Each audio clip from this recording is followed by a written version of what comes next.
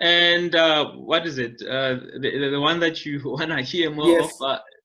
The Anxious Entrepreneur. Yes, that one. Yeah, I was You know, for and entrepreneurship is an anxiety peddling venture. You're gonna get anxious because obviously you're starting something. You've got expectations of, you know, here that your outcome will be in such and such a way. In most times, that's not the case, and that's really bound to get you very anxious. And sometimes I think it can really get you even depressed. So, but I wasn't trying to be scientific. I'm not a scientist with it, so I was just relating stories. And yeah. So I took time in researching a number of ways in how people have diffused their anxieties, because definitely I think I'm very anxious, and there was a point wherein really the anxiety got the better of me, and it stayed with me for a long time without really figuring out I could be depressed. So what's the worst it got to? Did you get depressed, you know, and was this on the back of a failure, or like how? Just give us like your own up close perspective on this one, because I know it's a celebrated resource that you put together, and actually quite well thought out in terms of you know, anxiety and entrepreneurship, and being able to, and I know you talk a lot around creativity and anxiety and the combination, almost this triad that kind of works out. I don't know. I think, you know, I would say I've had a bunch of episodes. More so, they were more so about nervous attacks. Like I remember there was I like telling it in this way. There was this day, you know, I woke up anxious. You know, I hadn't been receiving an income for some time, and I think that day I was getting, you know, rejection emails. You know, like when you're not getting business, you're trying to get, you know, propose to people, hey, here's what I do, here's what I, you know, can we do business, can you buy this from me, I'm selling this. So I think on that day, man, I was on the edge of really collapsing, because I was shaky, my vision was just blurry, and I decided to nap. How I nap usually, when because sometimes it's just difficult for me to sleep, or it was more so difficult. I played 300 the movie, because those horror movies make me sleep for some reason. And I slept, and I woke up. I was feeling much better, and I checked my email, my phone, and I had someone a client I was following up had sent me a proof of payment for something. So, and like, okay, cool. Imagine if I didn't decide to sleep, or I would have, you know, like, so many things can go wrong when you're anxious. And it's not only that. I've got so many other episodes where, you know, when I recount them, or in hindsight I say, okay. So I like that tip. You know, the best tip you've given is watch 300 and sleep. I get that check finally. I've been waiting for. So the case for that is that so many things could go wrong, and they do go wrong with other people. Luckily, in my case, it didn't maybe get to depressive, devastating states. So the lesson in that is that, because my mind is always thinking lessons. The lesson in that is look, these episodes can really compound and really cause something, you know, big, like, you know, depressive. So how do you get, because when you're in a anxious rut, I've discovered that you can't be productive. You can't be, and productivity goes with creativity, right? You get creative, and then when you create creative, you think of an idea that will get you progress, and you working on that idea is you being productive, right? So by this I'm saying anxiety and creativity, which is bound with productivity, they don't reside in the same zone.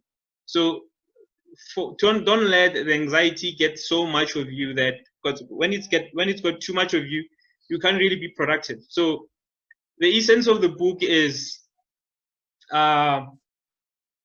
finding ways to really preserve your creative mind or creative juices and not letting the anxiety get the better of you. So, at the beginning of our conversation, I told you how I structure my day, in that I start with things that are a bit fulfilling for me.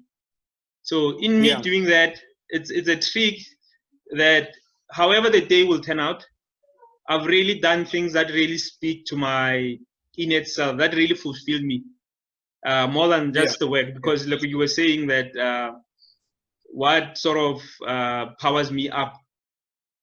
So doing things that you love early in the morning, really, it's you're really saying to your subconscious mind that, I've done whatever I love. Anything that I encounter today won't be like it won't have power over what you have done in the morning or earlier in your day. So you've sort of done things that really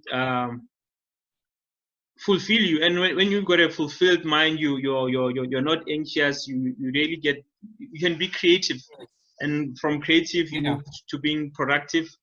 I really like that, because you've really landed it very nicely, because it's almost saying fuel your tank. Now get creative, because creativity fuels you back. It keeps you energized through the day.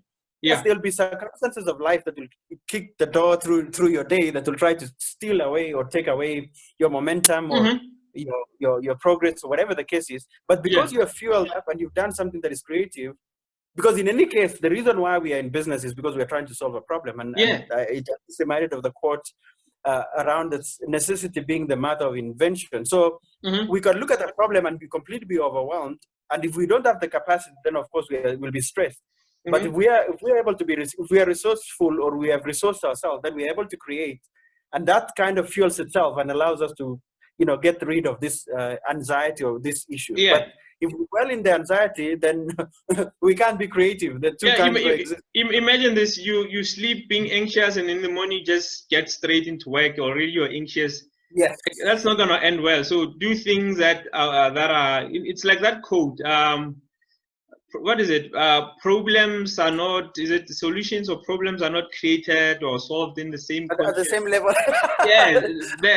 I'm sure people know which one I'm talking about. So you need a really fresh mind to solve problems. So you need to do things. Even taking a walk, man. Like running for me, I try to do it at least 4 times a week. So it fills me up. So that book is just really sharing stories around what could really get you anxious. Like it cautions you. You're just working on your problem in the morning until at night. You're bound to get in an anxious rut, and you need to de-zone from that anxious zone, because creativity and anxiety don't live in the same zone. You need to de-zone from that anxious zone, and you do that by, I don't know, watching a movie or taking a nap, or reading or writing, singing or whatever it is. That's maybe, even if it's not work or you don't consider it as work, do that, because there's this other quote as well, the popular one. You have to think outside the box. So maybe being in the box is you just being drawn to your problem that you're trying to solve. You need to get out of that problem box. Go see your friends. And this is what has happened to me quite a lot. I've learned that I would get business through just going out and hanging out with people. Unlike just staying at home and trying to work, trying to do all this Facebook. Sometimes you just need to go out. Or maybe, true, very true. Or a friend will connect you with someone, like maybe. Sometimes it happens that, a lot of times, people that connect you to opportunities are not people that you thought would really connect you to those, because someone knows someone.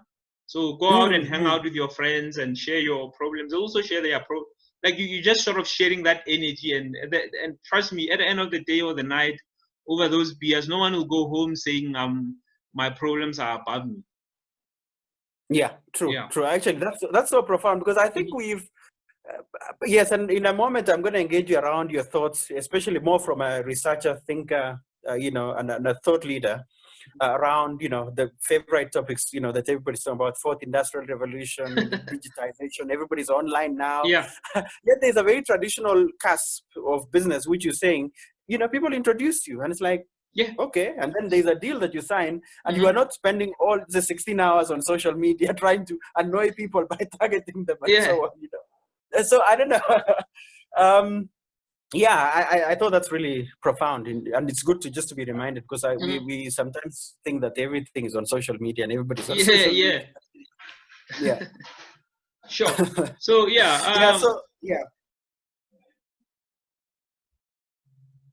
I think you wanted to say something. No, I'm saying that's really the essence of the book. It's a serious book, but not actually being serious. I'm just highlighting a lot of stories, my stories, and even other people's stories of really how to